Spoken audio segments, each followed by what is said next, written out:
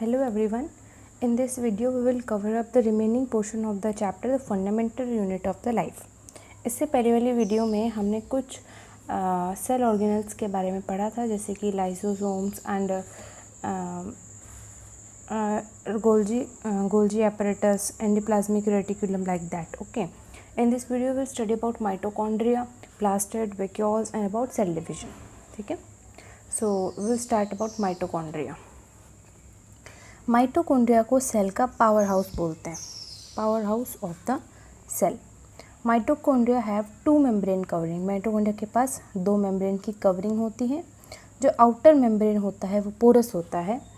जो बाहर वाली मेम्ब्रेन होती है वो होती है पोरस, और जो इनर मेम्ब्रेन होती है वो होती है डीपली फोल्डेड. पूरे बहुत अंदर गोल गोल फोल्डेड होती है वो.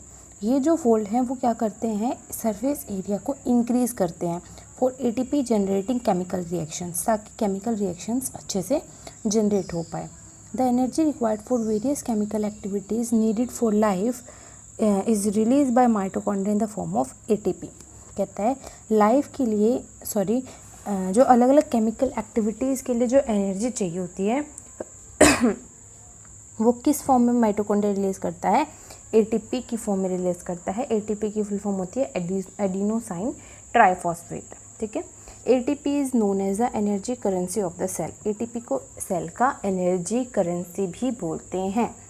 Body uses energy stored in ATP for making new chemical compounds and for mechanical work. जो बॉडी होती है हमारी वो एनर्जी यूज़ करती है एटीपी के अंदर जो स्टोर रहती है उसकी, और उससे नए कंपाउंड बनाती है.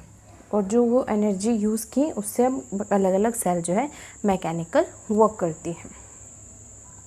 इसके बाद है mitochondria strange organelles in the sense that they have their own DNA and ribosomes. Mitochondria है इतने मतलब ऐसे स्ट्रेंज ऑर्गेनल्स होते हैं, मतलब कि उनके पास अपना खुद का डीएनए होता है.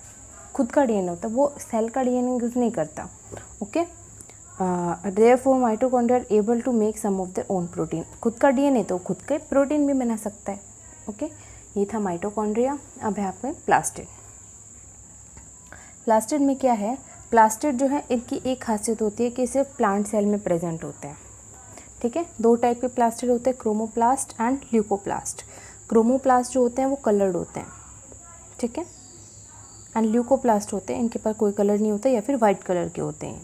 क्रोमोप्लास्ट के अंदर क्लेसा क्लोरोफिल पिगमेंट प्रेजेंट होता है. ठीक है. और इसी को बोलते हैं क्लोरोप्लास्ट.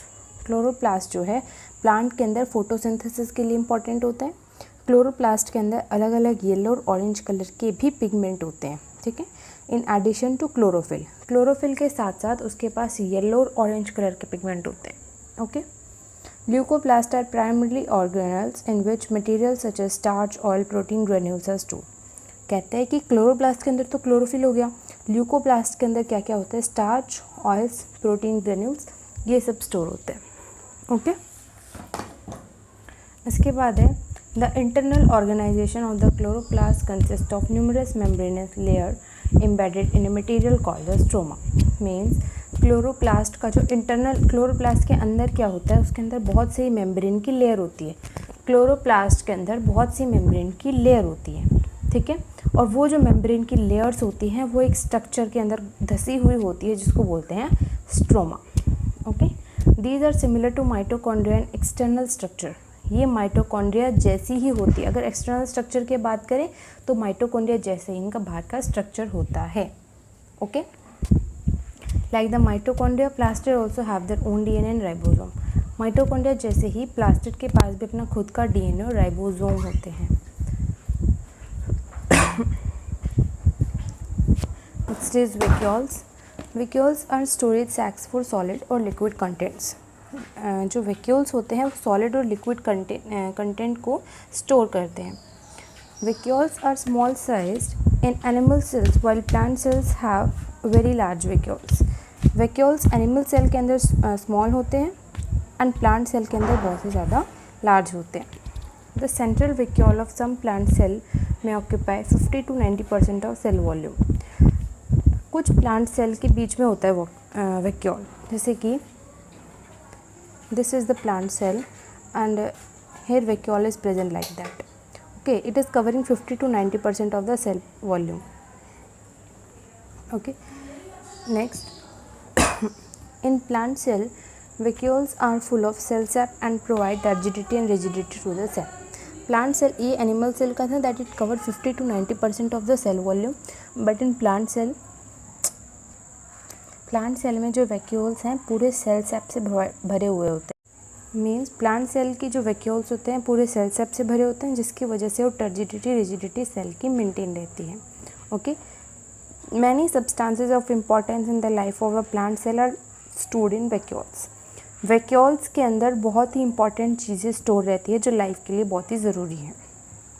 ओके, उसके बाद है these include amino acid, sugar, various organic acid and some protein. इसके अंदर क्या क्या आता है? कुछ अमीनो एसिड आते हैं, शुगर आते हैं और कुछ ऑर्गेनिक एसिड और प्रोटीन्स आते हैं.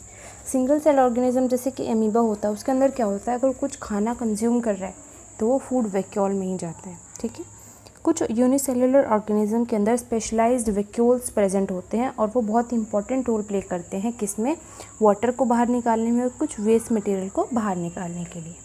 ठीक है, इसके बाद है each cell this required structure and ability to function because of the organisation of its membrane and organelles in specific ways. हर एक सेल अपनी स्ट्रक्चर और अपनी एबिलिटी टू फंक्शन मीन्स हर एक सेल के पास अपना अपना काम होता है. ठीक है, वो अपना अपना काम ले लेता है, अपनी स्ट्रक्चर ले लेता है because of the organisation of its membrane and organelles in specific ways. वो अपने अलग अलग तरीके से अपनी मेम्ब्रेन को, ऑर्गेनल्स को अरेंज रखता है. ठीक है, अगर कोई सेल का काम डाइजेस्ट करना है, डाइजेशन में हेल्प करना है, तो अपनी स्ट्रक्चर को अलग तरीके से मेंटेन करेगा.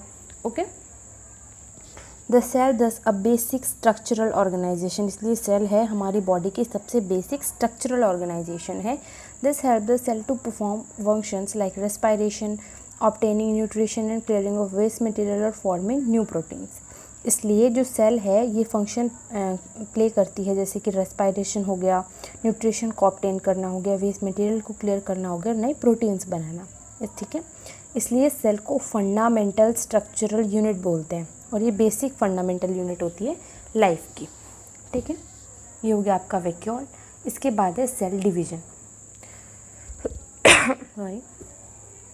New cells are formed in organism in order to grow, to replace old, dead and injured cell and to form gamete required for reproduction. कहता है कि नए सेल क्यों बनते हैं ऑर्गेनिज्म के अंदर, क्यों बनते हैं, ग्रोथ के लिए, ताकि जो पुराने सेल्स हैं उनको रिप्लेस कर सके, डेड सेल को रिप्लेस कर सके, इंजर्ड सेल को रिप्लेस कर सके, और रिप्रोडक्शन के टाइम पे जो गैमीट्स बनते हैं उनके भी लिए सेल डिवीजन जो होता है. The process by which new cell are made is called cell division. ऐसा प्रोसेस जिसके थ्रू नई सेल्स बनती हैं उसको बोलते हैं cell division. There are two main type of cell division, mitosis and meiosis.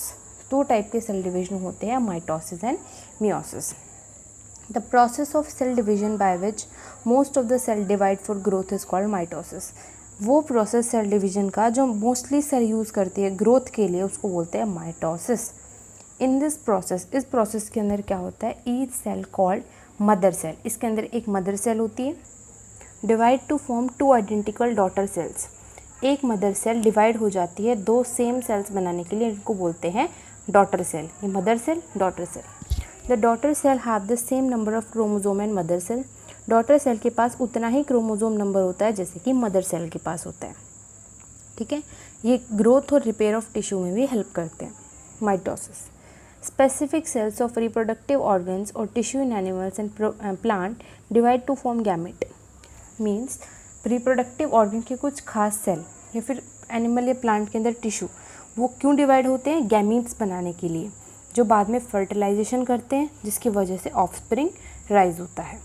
They divide by different process called meiosis. वो अलग प्रोसेस से डिवाइड होते हैं जिसको बोलते हैं meiosis. Which involve two consecutive division. उसके अंदर दो डिवीजन होते हैं, एक मियोसिस फर्स्ट होता है, एक मियोसिस सेकंड होता है. पहले मियोसिस में एक सेल से दो बनती है, दूसरे में 2 से 4 बनती है. When a cell divide by meiosis it produce 4 new cell instead of just 2. अगर कोई सेल मियोसिस से डिवाइड हो रहा है तो 4 नई सेल्स बनेंगी, 2 नहीं. ओके, माइटोसिस के अंदर 2 बनती है, मियोसिस के अंदर 4 बनती है. New cell only have half the number of chromosome than that of the mother cell.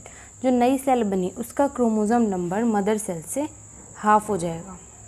Can you think of as to why chromosome number has reduce to half in daughter cell. ऐसे question पूछ रहा है कि क्या आप ऐसा सोच सकते हो कि इसके अंदर डॉटर सेल के अंदर क्रोमोसोम नंबर हाफ क्यों हुआ। ओके, तो यहाँ पे चैप्टर एंड होता है।